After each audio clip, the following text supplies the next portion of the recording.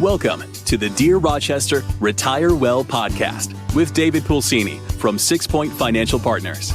In this podcast, find your path towards a brighter financial future with David as your guide as he helps individuals, educators, and healthcare professionals explore ways they can build wealth while minimizing risk using a multifaceted, comprehensive approach to personal finance. Are you ready to take the first step towards a brighter financial tomorrow? Let's get started. Folks, we're back with Joe Prestigiacomo, CFP, for the last episode in our series on buying financial practices, right? What are we going to call this, Joe? We're going to call it the Capstone. The Capstone. The Capstone episode 3. So, again, for the regular listener that we're typically going over investments and retirement, this may apply to you. I know we're going to get into some details in this episode, but this may apply because if your advisor is retiring and they don't have a succession plan in place or a plan to, once they retire, what are you going to do with your money? They should. Okay. And in many instances, these advisors, they're going to sell their business to another advisor. So you're going to want to meet with that advisor ahead of time or that team to make sure they are still a good fit. Right. So, but jumping back to the advisors, Joe, the last episode we left off just talking about what we need from those advisors to make a real offer to those folks. And we have an outline and we have a checklist, and some of this stuff will definitely be financial jargon, but obviously for the advisors who have been doing this for a long time, they'll know exactly what we're talking about. So the first thing we need is what, Joe? How much can you take out of your current investments and never run out of money? When is the absolute best time to take Social Security? Are you 100% confident in your investment strategy? Are you paying too much in taxes? Why? If something were to happen to you today, what would they find? If you are doubting any of this and would like a second opinion or to review these items, along with many more, feel free to reach out to us. You can visit us at www.sixpointsfp.com or email us at info@sixpointfp.com. Back to the show. The trailing 12 report, which is your last 12 months of income broken down. So with that, we would need current payout percentage. Again, that's in our world, what's your GDC? Where do you stand? And within that trailing 12 as well, what we'd like to see is the breakdown. Where is this business coming from? So is there a lot of mutual fund business, annuity business, advisory business? What is it? How does your business work? So again, I guess I'll take a step back. What we're going to get here and all this information or forms we're looking for, we're really trying to get a deep dive into the practice, and then we'll see what is going on day to day, month to month, year over year. How does this operate? So that trailing 12 is the first piece of this to kind of show how the business is performing. Usually what we've found with advisors, I don't know if you've seen this, Dave, but they'll give a trailing 12 and then they'll do like a current year to date, last year overall, and sometimes even go 2 years back and say, hey, here's the breakdown of my business over the past, 24 to 36 months. Yeah. But the trailing 12 is definitely important. Yeah. And the difference in it, and most advisors know this, the different types of businesses, the advisory business versus the broker-dealer business, those are two very different things. Commissionable business is worth X amount. Advisory business is worth a different X amount. We don't need to get into that level of detail right now, but I do want to be clear with something, Joe, because we've had several advisors ask us like, hey guys, listen, my clients are in, specifically a couple of them, they're in A shares. They're all set. I don't want to move them to advisory accounts because they've already paid the fee. I think they're in a good spot with whatever funds we're using. We don't want to move them. Even though that advisor knows for somebody purchasing their practice, it would be more valuable if those A shares were moved into an advisory account. If it makes sense, and we've run into this personally, if it makes sense to leave them in that A share account, they can certainly do that. Yep. I know a lot of folks that are buying practice and they're like, we're going to move that the second you move over here. We need to move it. If it doesn't make sense, don't do it. If it ever makes sense going forward, it's obviously in an A share. We can move it anytime, right? Same can be said for the C shares. I have advisor friends who they just love a C share for one reason or another. That's up to them. I'm not going to get into that, but like they love it. Okay. So big difference in advisory business and broker dealer. And I wanted to be clear with the people do not have to move their accounts just because Joe is buying their practice. Right. So I'll stop there, Joe. And then what do you have for the second thing that we're going to need? The second thing, which kind of piggybacks off the first thing, is the profit and loss statement. Again, would like something a little bit more official from your accountant, not something on a Microsoft Word document that you put together quick. Yeah.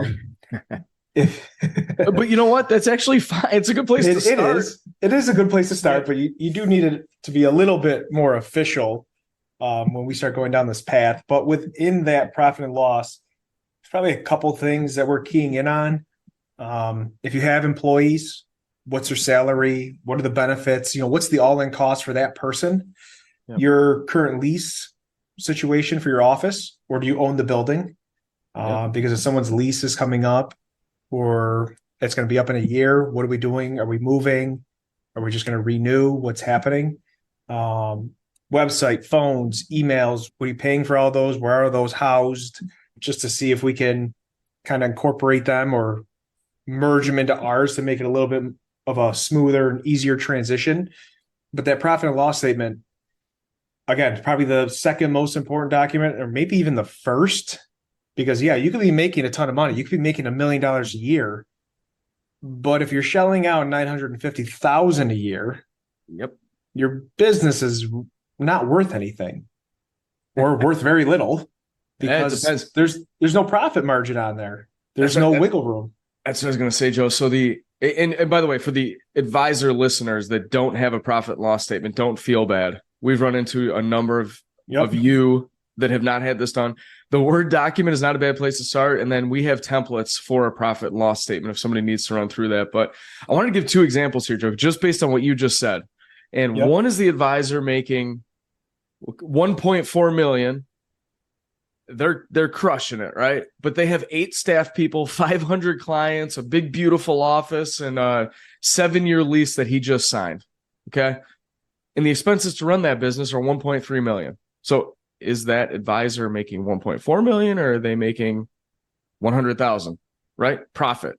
Okay. Yep. Is that business as valuable to an advisor who is, quote, just making $400,000, which is great, but they only have one staff person and a reasonable office with expenses of maybe $100,000?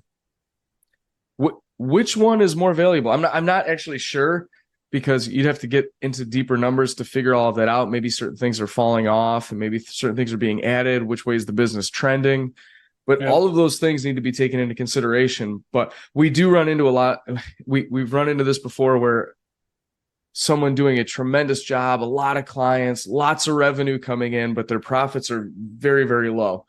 But typically we don't see that in our business. Typically we see high profit margins and high cash flow, because and that's what makes our financial practices so valuable to somebody who's buying them, because they see the cash flow and they see the typical profits. But it makes sense to go through that spreadsheet or that template and see where the profit and losses stand. And don't feel bad if you haven't done this. I know Joe was making fun of the Word document, but it's we've seen nothing, right? Like if somebody started 25, 30, 35, 40 years ago and they don't have this, it's no big deal. Yeah. What better time to do it than now? Okay. So get that profit loss statement at least up and running to get a real offer, which, by the way, Joe, I have heard of folks, other companies will just say, hey, we pay 2 times revenue for your business. I've always thought that's crazy. I mean, I guess it works for them. But like, what if their expenses are more than their revenue? Yeah. I mean, that 2 times is almost like a guideline, we'll call it, because if there's like that example you used, the advisor is making $400,000 and his expenses are only $100,000, he's probably more valuable than the guy who's making 1.4 and is spending 1.3. How do you get 2 times revenue on that number? You have to get a $2.8 million check or an $800,000 check, and one of them is running at a 75% profit margin. Yeah. But by those parameters, again, without digging deep into it, I'll take the smaller advisor with the one staff person rather than 8 staff people in office and 500 clients all day. Yeah. So, but you never know. You never know. So that's why we dive into those numbers. So, so we've got so far, Joe, we got the trailing 12, we got the profit and loss statement. What's next that you need? Client demographics would be very helpful. You know, a breakdown of the book. How old are your clients? What's the average age? The reason we're asking that is if you have a book that's made up of mostly couples or individuals who are taking required minimum distributions or RMDs, and there's no real money coming back into the business, right? So let's just say you had 100 clients and 90 of them, for example, are 75 plus. Well, do you have any of the kids as clients? Because I'm going to go with maybe not. If you only have 10 clients who aren't over 75, you know, their required minimum distribution situation, how much money is leaving the business every year? Because that you're catching that business on the downslope. So age is a big thing. Location, where are your clients mostly focused? Are they local or are they spread out throughout the country? We did touch about the assets a little bit, you know, the breakdown of where they are and how they're situated. Qualified versus non-qualified is also helpful. And then the preferred way to meet. So I guess that's kind of a two-parter. If you're meeting in person, are you running 3-hour meetings with these people, or are you doing a lot of Zoom meetings? Is it both? What's the time commitment, right? Because if you have 100 households, but each meeting is, you know, half a day, for example, I know it's a little extreme. That's a big time commitment. Then, hey, I have 200 households. They're spread out throughout the country, and it's a 30 to 40 minute Zoom once a year because they travel. Yeah. Again, something to consider. Again, that was an extreme example to kind of bring up, but we need to know these things because I can't come into I can't buy your practice. And then you're like, oh, by the way, they only meet in person in this month. And in Montana. In Montana. Yeah. How do you do this? Okay. You know, you need these details so we can make a reasonable offer to you. Yeah. And the other extreme you said is every client's getting up there in age.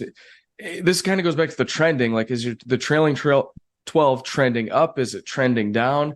We've had other folks that have approached us that have 50-year-old clients in the tech space, right? And that business is taking off. They're growing every year. The advisor just wants to move on and do something else. I'll say that nicely, right? So on the other side is obviously what Joe said, money going out, flow going out. And what I find, Joe, and I don't blame these guys at all or ladies, is they just don't have the energy anymore to want to hunt down the kids to go meet with them. And that's totally cool. I think in our own practice, we've done a really good job because we have some systems in place and we have certain videos that go out. We have introductions and other things that go to the beneficiaries on all of our investment accounts. But yeah, if I've been an advisor for 40 years and I've had pretty much the same clients most of the time, and I don't have their kids now, but by now, I'm not going to have this huge push at the end of my career to go make that happen. You could hire someone and bring them in to help you do that. But again, that's another, like, I just don't want to deal with that.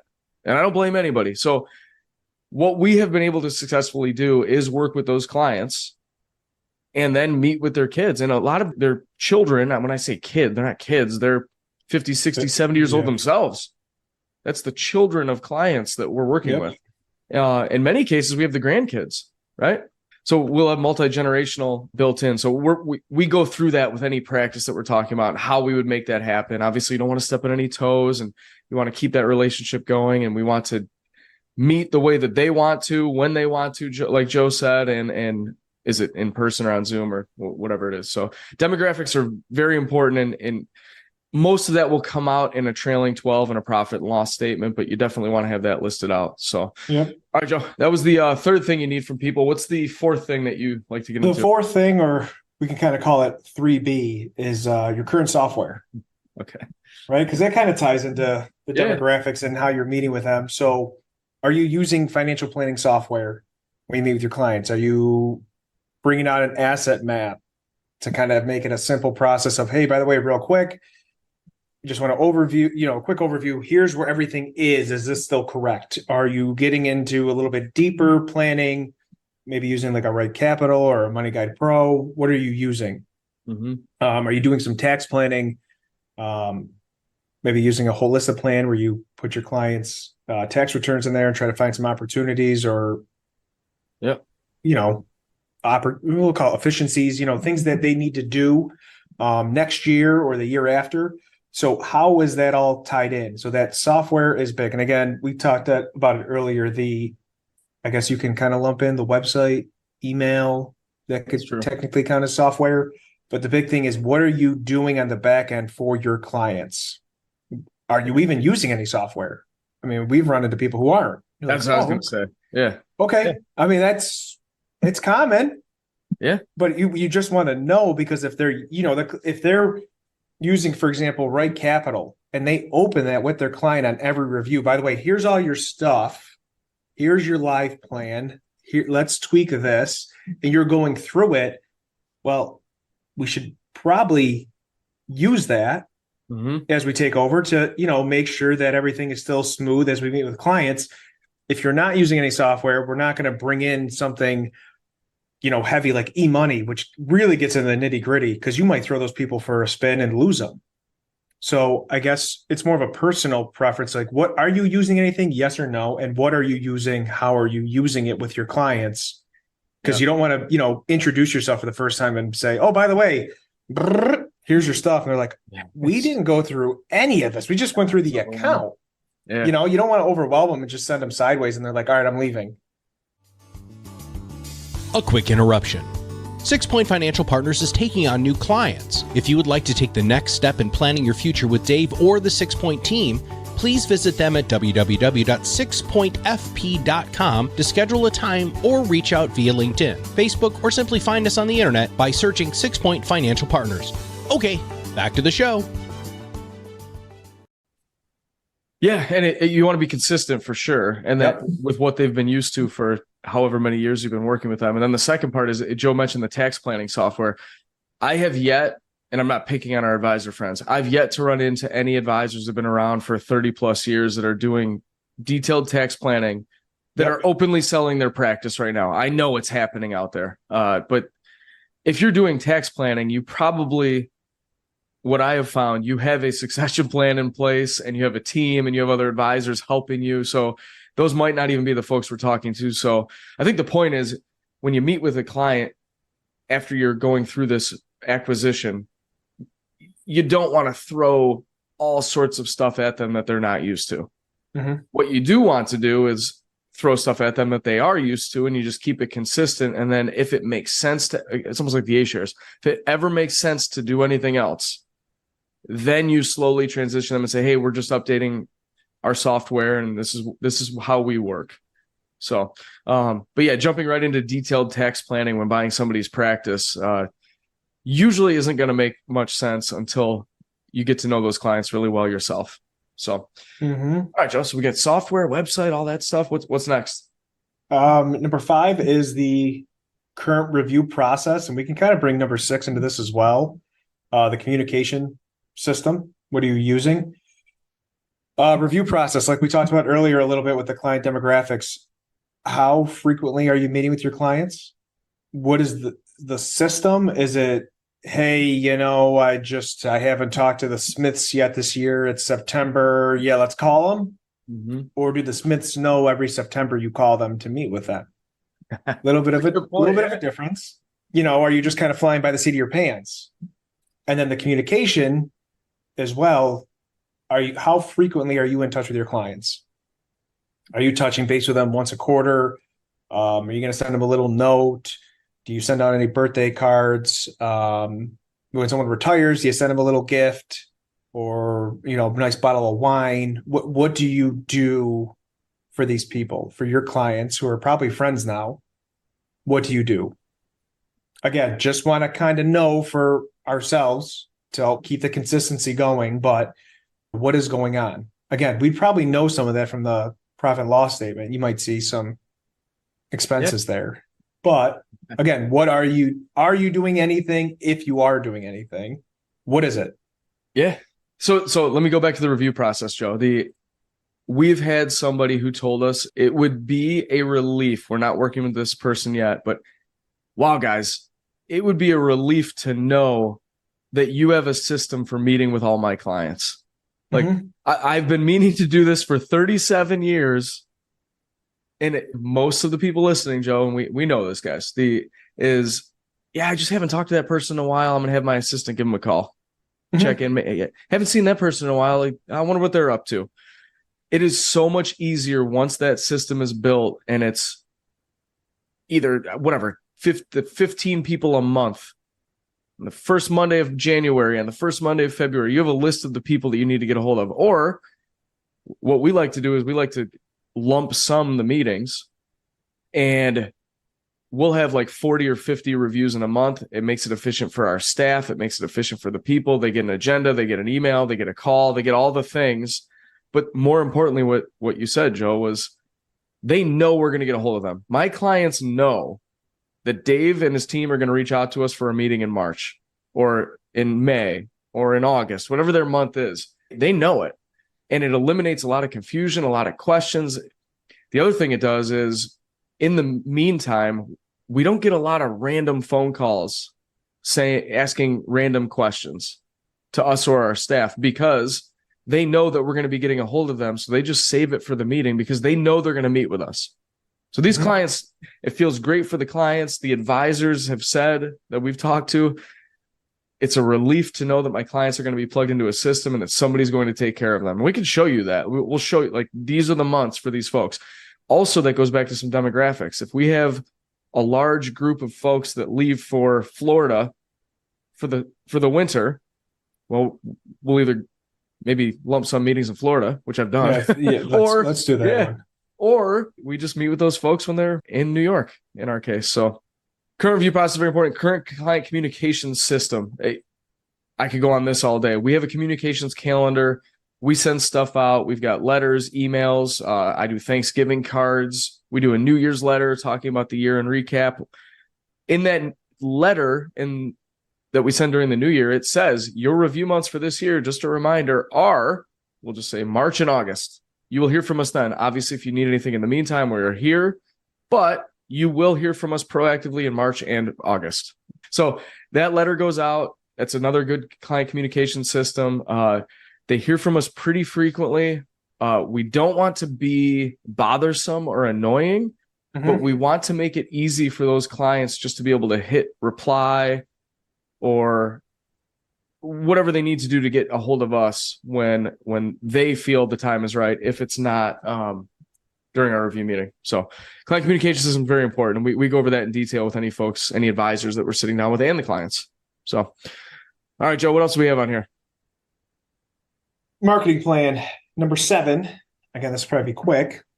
I haven't really seen it with older advisors. Are you spending money on any sort of marketing? Are you sponsoring golf tournaments, billboards, ads in the paper, I guess? If people still read the newspaper, the physical one. Usually it's electronic now. Radio show. Yeah, we do that too. Anything you're doing. And we'll kind of loop in number 8, current COIs or center of influences.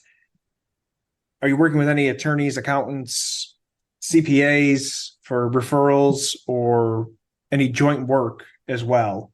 Because we would like to keep those going if it's a good fit. Yep. So if you have a pretty good relationship with, say, an attorney, for example, in your area, and you're getting a lot of your clients' estate documents in order, since they're working with a bunch of your clients, we'd like to keep that going to make sure they're updating their documents. There's already a good fit there. There's a connection. So what do we need to do? Do we need to meet them too to keep that going? And I'll do the last thing, good, kind of wrap it up. Meet the transition team, right? Oh, have them meet our transition team. Yeah. Yes. That's a good point. Because you will be in contact with Dave, myself, our internal partners, maybe put a face with a name, have a conversation with them.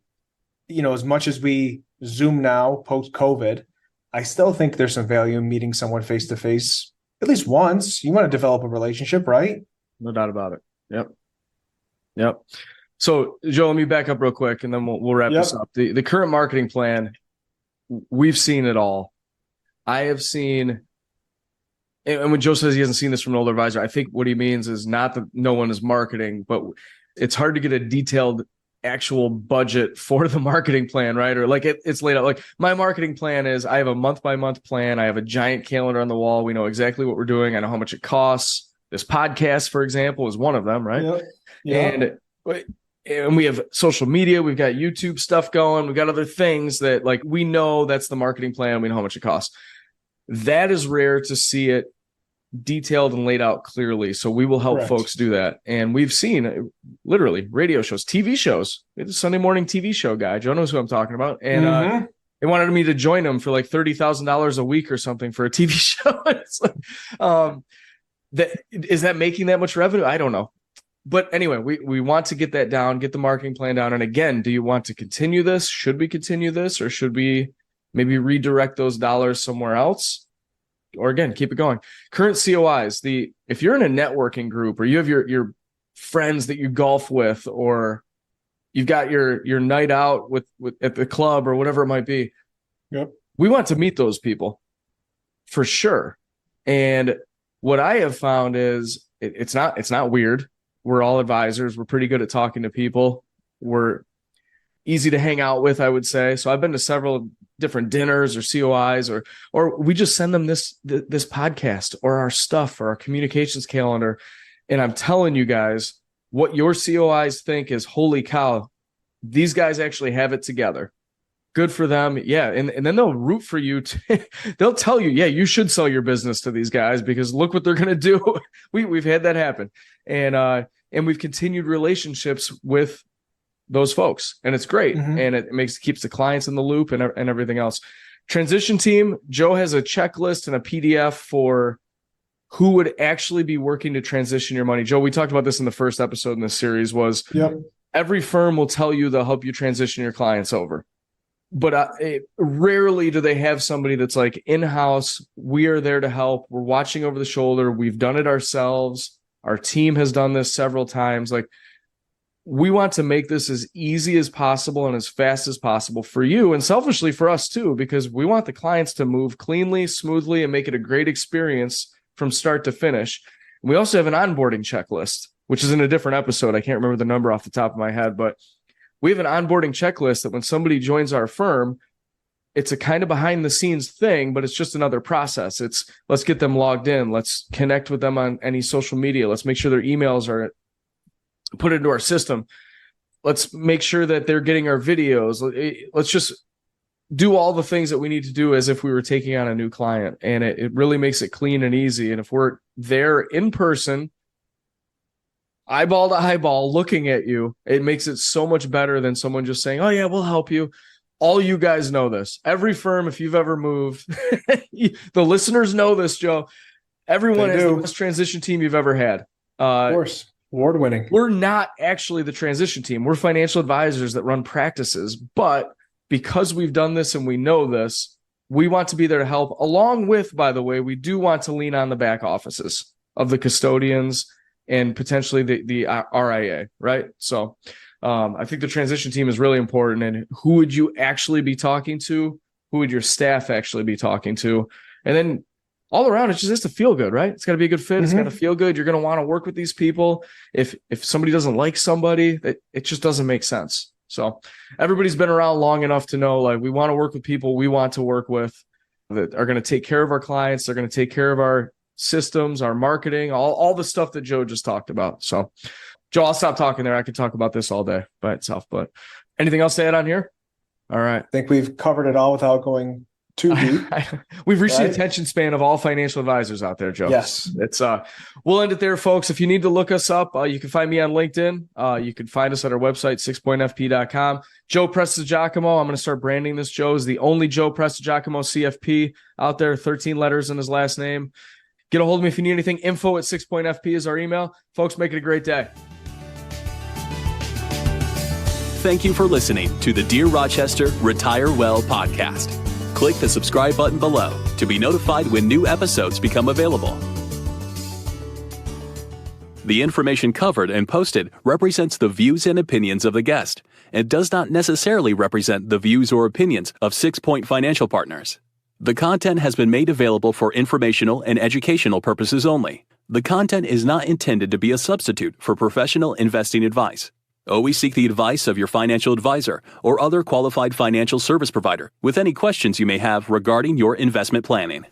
Content here is for illustrative and educational purposes only. It is not legal, tax, or individualized financial advice, nor is it a recommendation to buy, sell, or hold any specific security or engage in any specific trading strategy. Results will vary. Past performance is no indication of future results or success. Market conditions change continuously. This commentary reflects the personal opinions, viewpoints, and analysis of 6 Point Financial Partners. It does not necessarily represent those of RFG Advisory, Private Client Services, their clients, or their employees. This commentary should not be regarded as a description of advisory services provided by 6 Point Financial Partners or RFG Advisory, or performance returns of any client. The views reflected in the commentary are subject to change at any time without notice. Securities offered by registered representatives of Private Client Services, member FINRA SIPC. Advisory services offered by investment advisory representatives of RFG Advisory, a registered investment advisor. Private Client Services, 6 Point Financial Partners, and RFG Advisory are unaffiliated entities.